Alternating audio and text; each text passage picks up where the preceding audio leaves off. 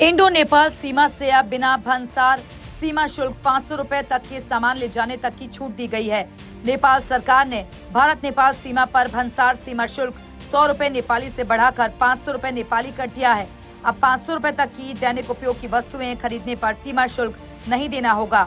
इससे छोटे व्यापारियों, मजदूरों, किसानों और आम उपभोक्ताओं की आवाजाही और खरीदारी आसान होगी। सीमा पर छोटी खरीदारी को लेकर होने वाली औपचारिकताएं और विवाद भी कम होंगे। इस फैसले से सीमावर्ती बाजारों में व्यापारिक गतिविधियां बढ़ने की संभावना जाहिर की जा रही है। साथ ही दोनों देशों के बीच स्थानीय स्तर पर आर्थिक और सामाजिक संबंध भी मजबूत होंगे।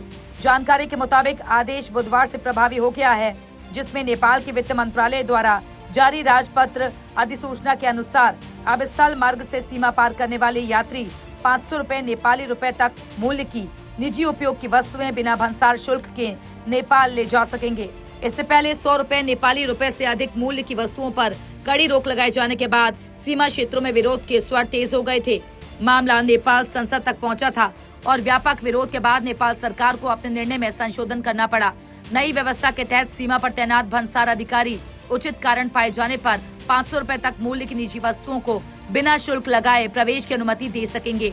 इसके साथ ही भारत में अध्ययनरत नेपाली विद्यार्थियों को दी जा रही राहत भी बरकरार रखी गई है। विद्यार्थी अपने उपयोग के लिए टैबलेट और लैपटॉप बिना किसी अतिरिक्त शुल्क के नेपाल ले जा सकेंगे। नेपाल मायागंज छोटी भंसार सेवा के अधिकारियों ने नई सूचना की पुष्टि करते हुए बताया कि अब 100 रुपए नेपाली के स्थान पर 500 रुपए नेपाली तक मूल्य के सामान पर भंसार शुल्क में छूट का प्रावधान लागू कर दिया गया है।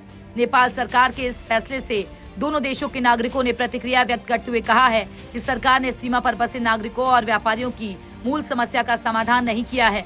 उनका कहना है कि 500 नेपाली रुपए भारतीय मुद्रा में करीब 312 रुपए के बराबर है, जो सीमावर्ती क्षेत्रों में होने वाली दैनिक व्यापार और खरीदारी के लिहाज से बेहद कम राशि है। उन्होंने नेपाल सरकार से छूट की सीमा कम से कम 2000 रुपए भारतीय रुपए तक बढ़ाने की मांग की है।